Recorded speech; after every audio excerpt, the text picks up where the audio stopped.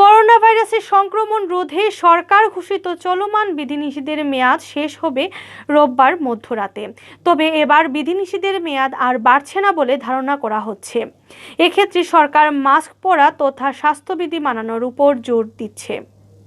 সংক্রমণের এই পরিস্থিতিতেও করোনা সংক্রান্ত জাতীয় কারিগরি পরামর্শ কমিটিও এবার বিধিনিষেধের মেয়াদ বাড়ানোর সুপারিশ করেনি।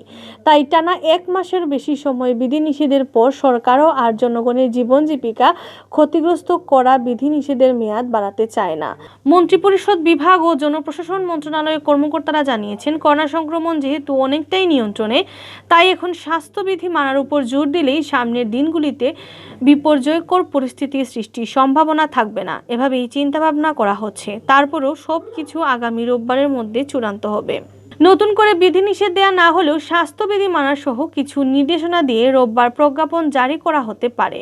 তবে সরকার যদি সংক্রমণ নিয়ন্ত্রণে আরও সুবিধাজনক অবস্থানে থাকতে চায়, তাহলে বিধিনিষেধের মেয়াদ আরও 1 সপ্তাহ বাড়তে পারে বলে জানিয়েছেন কর্মকর্তারা।